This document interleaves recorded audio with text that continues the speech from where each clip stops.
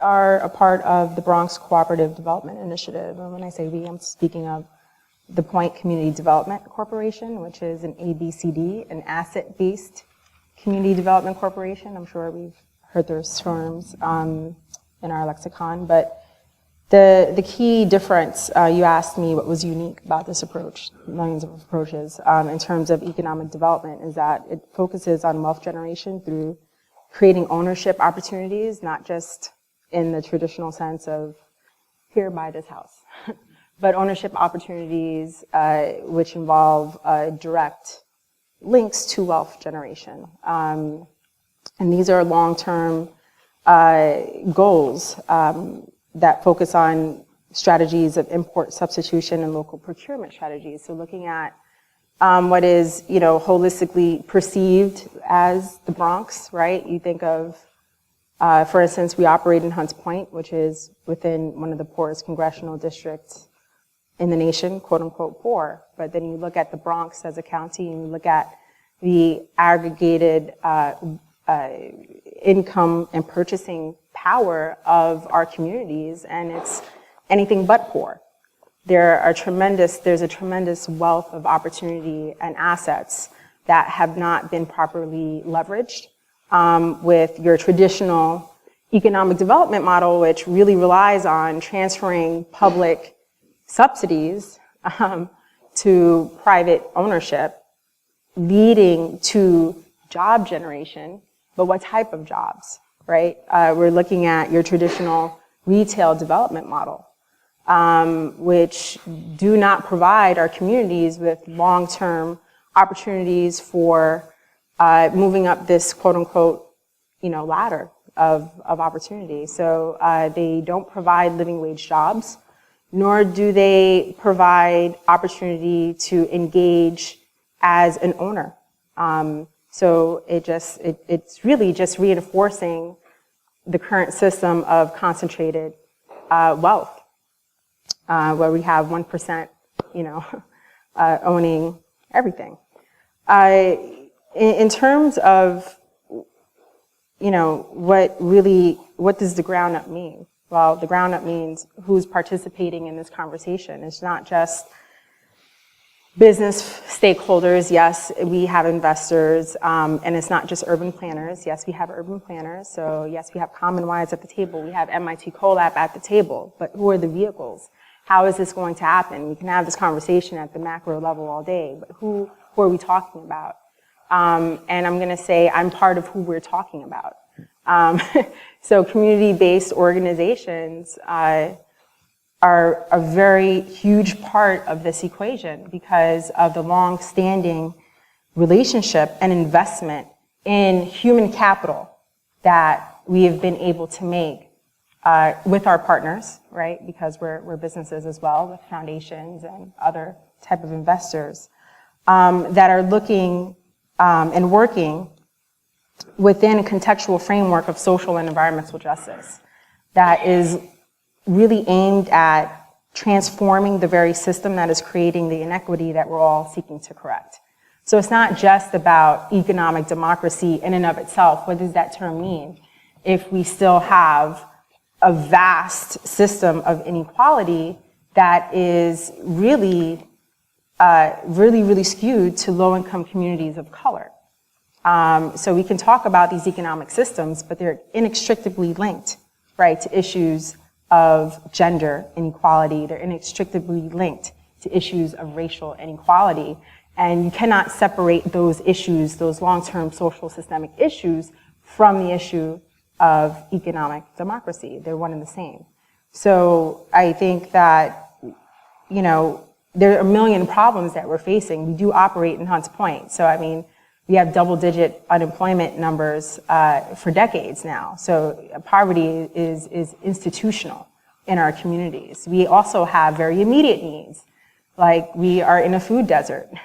Although we're moments away from the world's second largest food distribution center. We have 15,000 trucks in and out of our peninsula every single day, creating some of the nation's highest asthma rates. right? Why? That's for the sake of the economy. So for us, the status quo is not just not working, but it is killing us. And it is not an option to keep pursuing the same investment strategies. So yes, it is about impacting policy, but what good is that policy if the folks that we're looking to impact with that policy are not at the table? They're not a part of the conversation. So it's about connecting these discussions to the people every single day that are most immediately impacted by these issues. So it's about connecting, to the mom, who is a new immigrant and a mother of 4. It's about getting her into this discussion about what economic democracy is. Now, economic democracy wasn't even in my vocabulary, okay? So the key here is about connecting all of these strategies, the business community and the stakeholders, the urban planners, the economists, connecting them to the organizers, all right, to the folks who are looking at what are the immediate needs of the communities that we're working in.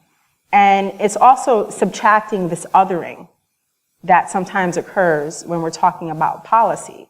We sometimes tend to create strategies for the other or for those communities. Well, we are that community. So in terms of this strategy, that is something that is extremely unique.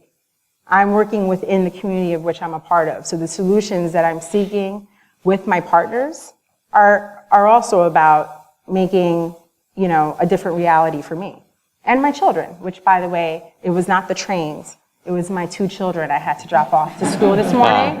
That made me late. I'll blame it on the kids. They're not here to defend themselves.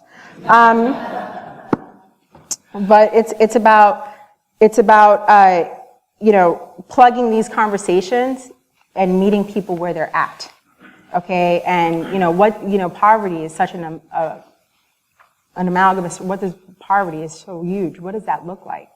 Well, poverty is people. It's an individual. Just like we're a bunch of individuals sitting in this room here today, we have privilege. We're privileged to be even engaging in this discussion. Those folks that we're looking to impact are not here because they can't afford to be here right now. They're working poor. They're trying to traverse a system that is created to keep them where they are. And so how do we engage those folks in these large-scale transformative conversations? And it's about plugging them into institutions that are going to allow them to do that. Institutions that are looking at, providing them with after-school programs. We do that too. We invest in greenways and we're owners ourselves. We own our property as an asset-based corporation, but we also are looking at the social infrastructure, and I think that was discussed earlier today. So we're looking at these strategies as a synergistic and a holistic approach to this conversation, not something that is separate and apart from. So we'll just think about this macro and someone else will figure out how to meet the needs, the everyday needs of this population. These conversations have to be connected. And I didn't mention who was a part of the Bronx Cooperative Development Initiative, but you have not only the point, of course, but you have Bronx, you have Mothers on the Move, you have Northwest Bronx Community Clergy Coalition, you have Green Workers Cooperative, you also have Northern Manhattan Immigrant Coalition. These are organizations that have been at the table transforming their communities for decades. They have long-standing relationships and they have reach.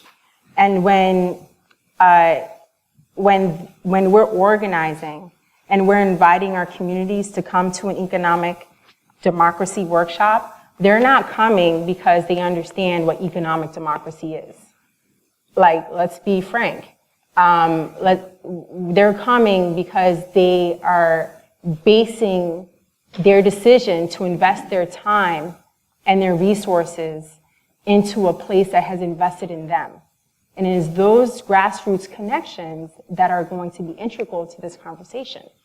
So you can have the mechanism, all right, to fix these long-term systemic issues, but without the proper delivery system, there's the impact, there's going to be a disconnect in the impact.